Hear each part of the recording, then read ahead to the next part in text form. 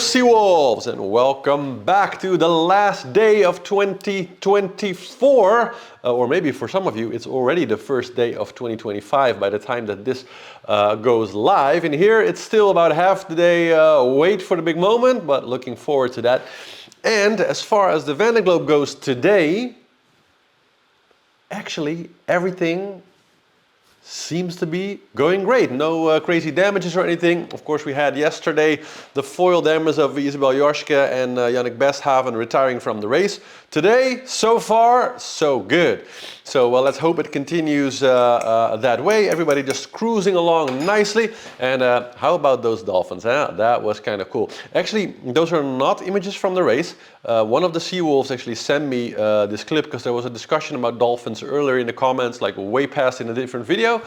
And I noticed that there was a question yesterday in the comments, somebody asking like, I haven't seen so many dolphins yet. And I remembered that I had this footage from one of the wolves actually send it to me. So thank you for that. Patrick, I think his name was. And yeah, so nice. The phosphorescence, try to say that word 10 times fast. I'm not even going to try that, but it's hard. Anyways, because many people know that actually dolphins at night look really cool if you're in the ocean, or it's here in the North Sea actually same. You also have a lot of phosphorescence there at night.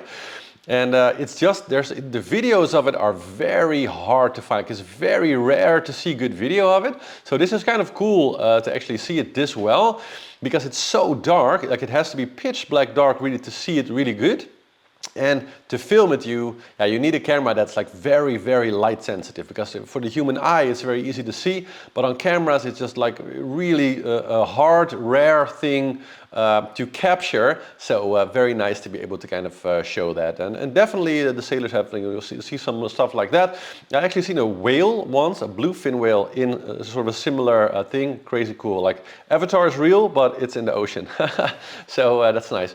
Okay, well, let's start with a toast. Here we go. I hope you have something delicious in the last official Seawolf mug of the year. Here we go. 3, 2, 1. Cheers, wolves.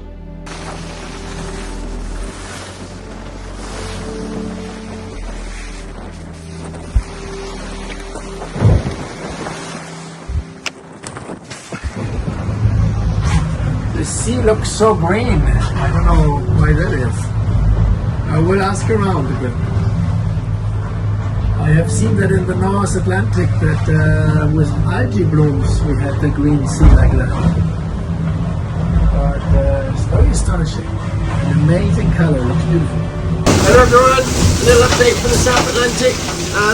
We're going at wind and we're starting to slam at it, which isn't very fun, but it's the first time since the start, so we won't complain. We had a couple of days of nice weather, flat water, sunshine, managed to get some job list done, and that's over for now. So yeah, we've got a week that's going to be a little bit complicated tactically, trying to find the best way through all the fast moving South Atlantic.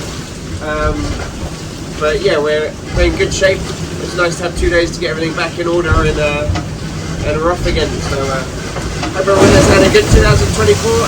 Have a happy new year this evening, and update you next year. See ya. Yeah, nice update by Sam there. And the weather in the front of the fleet, well, the weather outside is shining, let's say. Joli lever de soleil dans la Molle, à bord de Groupe du Bruy. On a passé la nuit ici. Il n'y a pas de vent, pas de vent, pas de vent. Voilà. Les voiles tiennent à peine en place.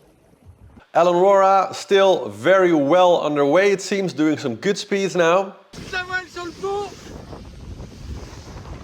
Je vais mettre les écoutes.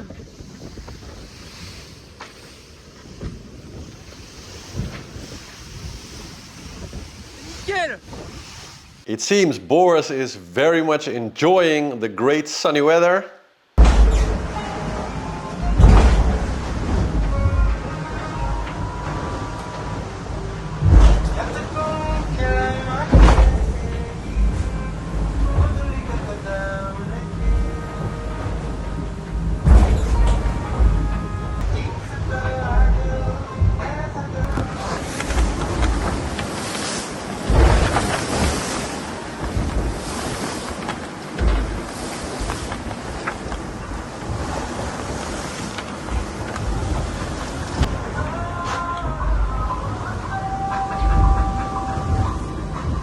And we got a nice little interview with Conrad Coleman. It's brutally cold down here, and I don't have a heater on board the boat, and so as I was just explaining in French, I have to eat a lot and have a lot of tea to keep myself warm.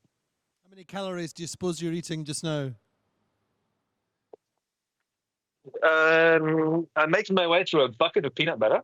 So I'm doing my best to eat more than 4,000 calories a day. It's a lot. That's incredible. And what else do you do to keep warm? Well, I have this incredible jacket that has a battery pack inside it, and there we go. So I've got a switch here, and it allows me to dial up or down these heating elements that I've got in this jacket, and it is an absolute lifesaver that Gil made me. It's a prototype, and so we'll see if they end up making it for other people. But right now, I'm absolutely loving it.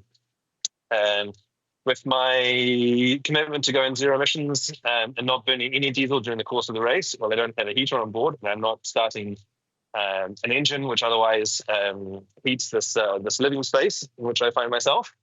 And so at the moment, I can quite safely say that I am the hottest thing down here. And that's warm boots, warm layers, a heated jacket, and that's the way I make it through. When it's been super grey in the Southern Ocean, do your solar panels still work? Yeah, it's actually quite astonishing. I haven't used my hydro generators for the last week, and I've been running fully on solar, even down here in the grey south. I guess I have enough capacity with my Solvian solar panels that even in diminished luminosity like this, then I can still get enough power to run the boat. But it is truly amazing. And it's such a relief. I don't need to worry about energy at all. I just know that at the end of each day when I go into the night, I can check the levels on the batteries, and they're typically at 80 or 90%. And it's just it's so easy, and it's fantastic not having to run an engine back in. And that technology has moved on in 8 years since you last did the race.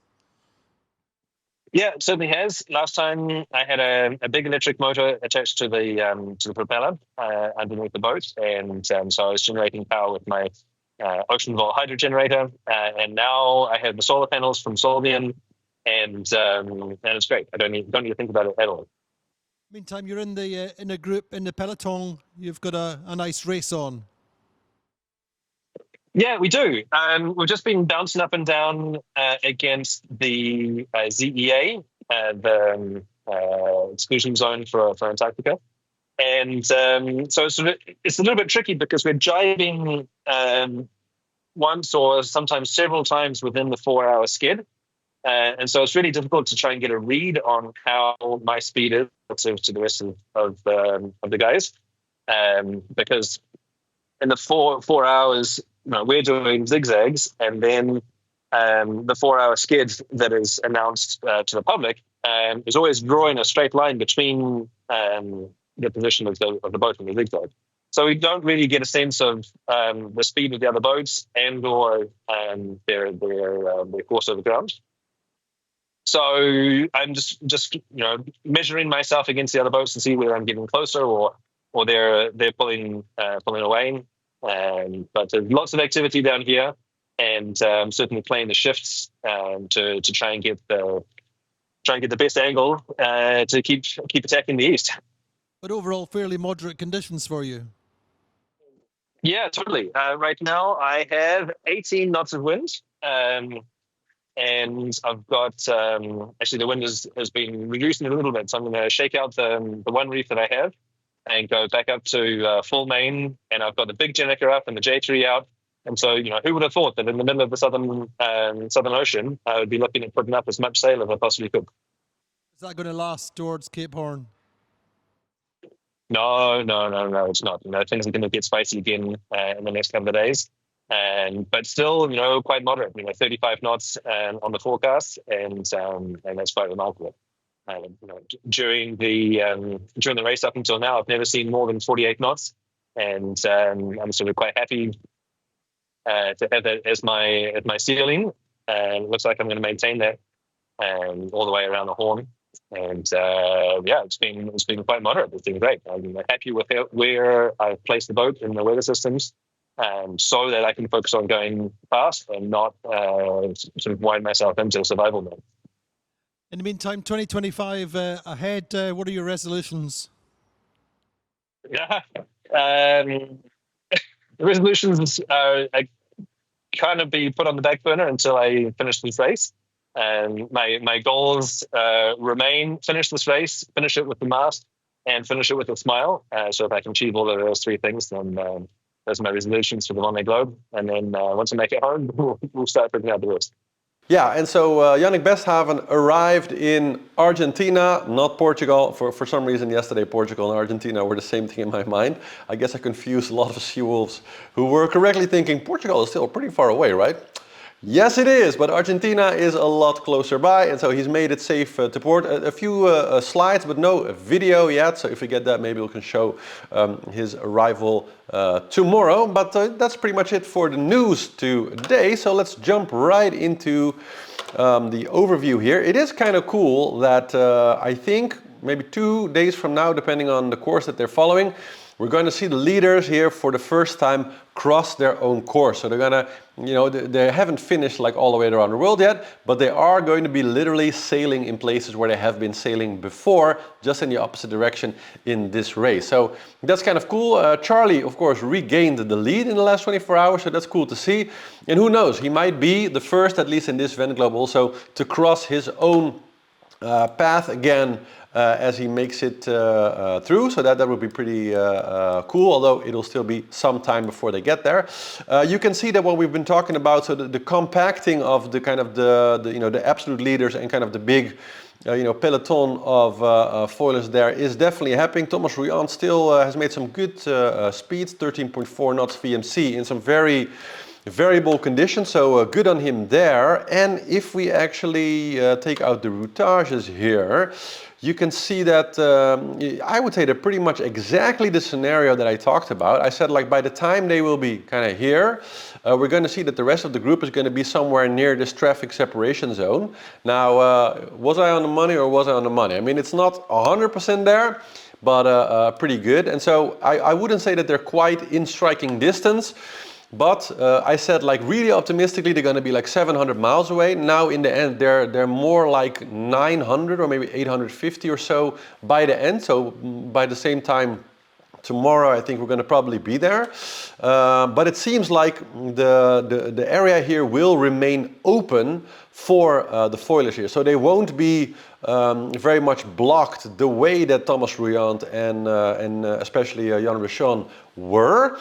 And so that does mean that closure of the gap is going to at least subsist until they get to the doldrums. And if the two leaders get a little bit stuck there or have a little bit some similar, like if they get a similar amount of breakage, not breakage, but like being kind of paused, not like a slowdown. Same one with like a same sort of compression effect around the doldrums. The rest of the second foiler group could get within like 100 or 200 miles, because that's how much they actually moved up. I think they moved up over 1,000 miles over the last like 4 days or so from the original lead. So that is still a lot of lead that they lost. So who knows, with a little bit of luck, I would say it could get real exciting towards the finish of the race. And who doesn't love a little bit excitement around the finish, right? So that's pretty cool. Let's see then. So Thomas Rouillant doing good. The whole group here just made it nicely past the Falkland. Like I said, they're in pretty strong winds throughout, but just very variable. So the direction just keeps changing, and it's all very active sailing for the guys.